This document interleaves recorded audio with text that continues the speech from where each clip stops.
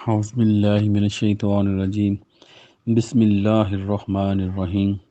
فَلَنَقُصَّنَّ عَلَيْهِمْ بِعِلْمٍ وَمَا كُنَّا غَائِبِينَ، پھر ہم ان کے سامنے پورے علم کے ساتھ ضرور بیان کریں گے اور ہم کہیں غائب نہ تھے۔ وَالْوَزْنُ يَوْمَئِذٍ الْحَقُّ فَمَنْ ثَقُلَتْ مَوَازِينُهُ فَأُولَئِكَ هُمُ الْمُفْلِحُونَ، اور اس دن وزن پر حق ہے، پھر جس کے پلڑے بھاری ہوں گے تو وہی لوگ کامیاب ہونے والے ہیں۔ وَمَنْ خَفَّتْ مَوَازِينُهُ فَأُولَئِكَ الَّذِينَ خَسِرُوا أَنفُسَهُمْ بِمَا كَانُوا بِآيَاتِنَا يَظْلِمُونَ، اور جس کے پلڑے ہلکے ہوں گے تو وہی ہوں گے جنہوں نے خود کو نقصان میں ڈالا اس وجہ سے کہ وہ ہماری آیات کے ساتھ ظلم کیا کرتے تھے۔ آج ہم نے سورۃ الاعراف کی آیت نمبر 7 سے لے کے 9 تک تلاوت کی اور اس کا ترجمہ آپ نے سنا۔ اس سے پہلے آیت نمبر 6 تک ہم پڑھ چکے تھے، جو کہ ایک عظیم الشان آیت تھی، جو کہ رسالت کا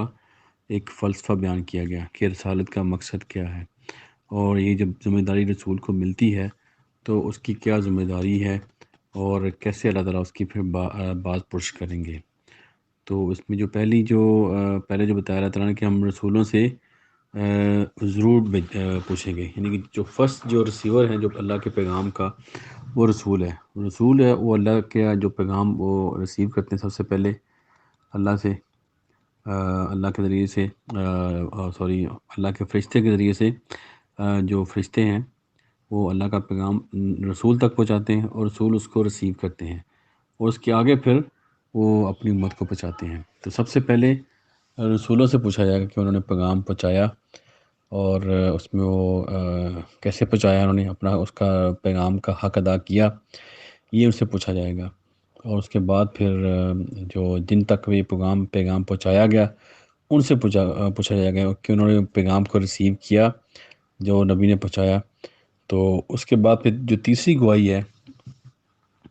وہ اللہ تعالیٰ فرما رہے ہیں کہ تیسری گواہی ہے وہ اللہ تعالیٰ خود اپنے آپ کو پیش کر رہے ہیں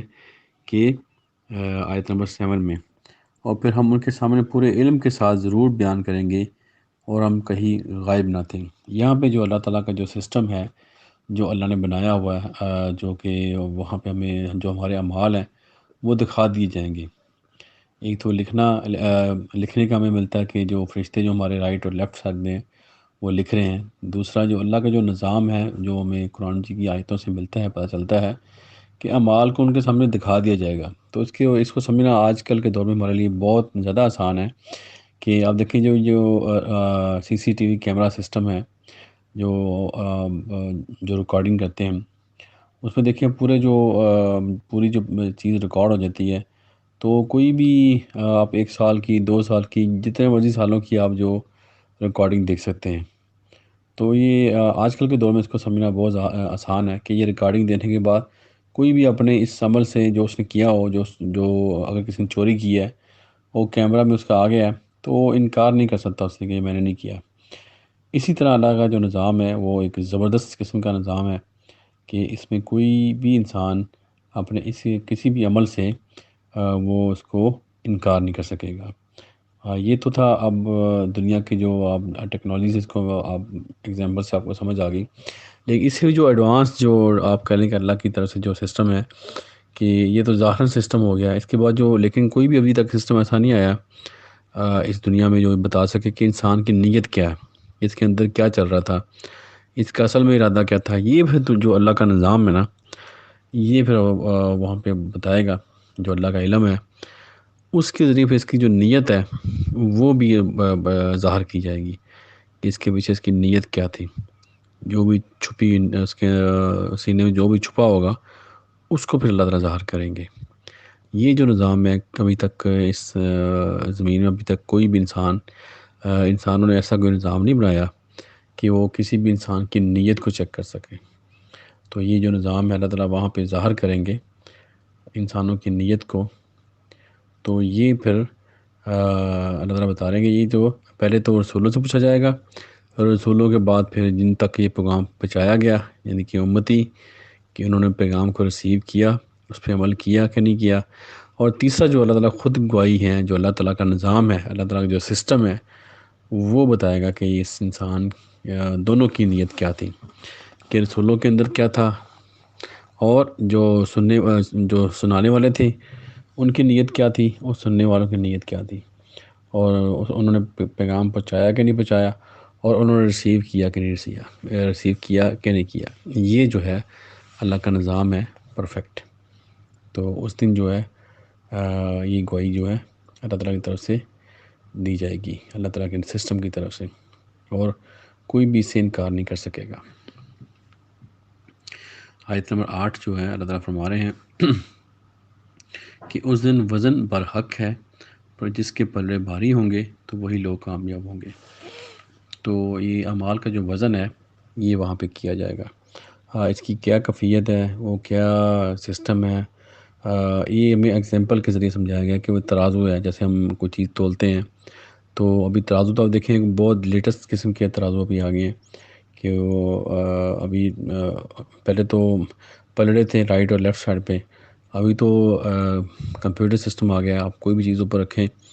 اس کا جو وزن آ جاتا ہے۔ تو یہ ابھی اور بھی اس کے لیٹسٹ جو ٹیکنالوجی ہے وزن کرنے کی، جس میں ابھی آپ دیکھیں اسکینر جو ہیں، اب جو اسکینر ایک ٹیکنالوجی ہے کہ جب وہ گزارتے ہیں تو اس میں وہ ہر چیز کا پتہ چل جاتا ہے کہ اس میں کیا کیا چیزیں ہیں ایک سامان کے اندر۔ تو یہ بھی ایک طرح کا ایک اس کو جانچ کر سکتے ہیں ہم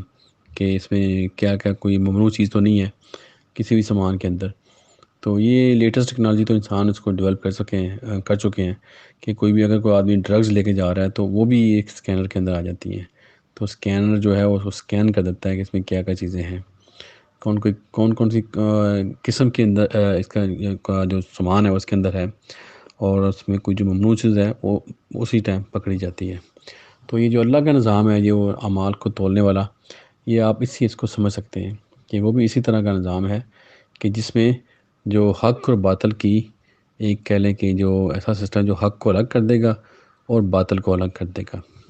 جو بھی نظام، جو بھی اعمال جو ہیں اللہ تعالیٰ کا جو حق ہے اس کے مطابق ہوں گے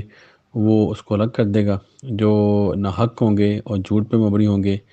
وہ الگ کر دیے جائیں گے۔ یہ اللہ کا ایسا نظام ہے، ایسا پرفیکٹ نظام ہے۔ تو اس ایگزامپل سے ہمیں سمجھنے میں بہت آسانی ہے کہ جیسے اسکینر میں ہر چیز آ جاتی ہے اور اس میں پھر بھی غلطی کی گنجائش ہے، شاید کوئی انسان ایسی ٹیکنیک لگائے کہ وہ اسکینر سے بچ سکے، لیکن جو اللہ کا نظام ہے اس سے کسی کے لیے بچنا ناممکن ہے، کہ جو بھی اس کا جو اعمال ہے وہ ضرور ظاہر ہو کے رہیں گے۔ کوئی پاسبلٹی، ایک ذرے کے برابر بھی پاسبلٹی نہیں ہے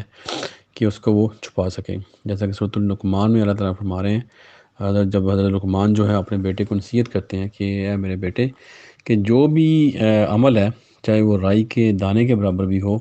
تو اللہ تعالیٰ اس کو ظاہر کرے گا، یعنی کہ جو بھی ہمارے اعمال ہیں اس کو ضرور ظاہر کیا جائے گا۔ تو یہ آیت نمبر 8 تھی کہ جو اس دن جو وزن ہے وہ حق کے ساتھ ہوگا، کہ حق کی جو چھلنی ہے اس میں سے سب کو گزرنا پڑے گا، جو حق کے مطابق ہوگا وہی جو ہے بچے گا، جو حق کے مطابق نہیں ہوگا وہ نہیں بچ سکے گا۔ آیت نمبر 9 میں اللہ تعالیٰ فرما رہے ہیں اور جس کے پلڑے ہلکے ہوں گے تو وہی ہوں گے جنہوں نے خود کو نقصان میں ڈالا اس وجہ سے کہ وہ ہماری آیات کے ساتھ ظلم کیا کرتے تھے۔ تو یہ جو دوسرے بھی جو قسم آ گئی ہے کہ جن کے وزن ہلکے ہوں گے، تو یہ وہی لوگ ہیں جنہوں نے حق کے مطابق عمل نہیں کیا ہوگا، ان کے وزن ہلکے آئیں گے،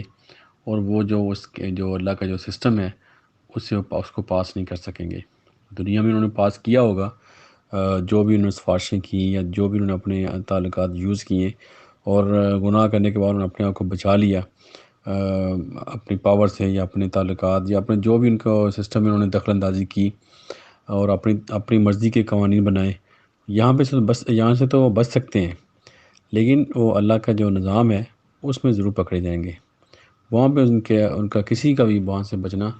ناممکن ہے۔ تو وہاں پہ جو اعمال ہوں گے حق کے مطابق جو نہیں ہوں گے وہ ہلکے پڑ جائیں گے، اس کے ان کا وزن ہلکا آئے گا اور کامیابی حاصل نہیں کر سکیں گے، اور وہ جو سزا کے مستحق ٹھہریں گے۔ تو یہ ہمیں سوچنا چاہیے کہ ہم جو اعمال کر رہے ہیں وہ اللہ کے حضور قبولیت اختیار کریں گے کہ نہیں کریں، وہ حق کے مطابق ہیں کہ نہیں ہیں،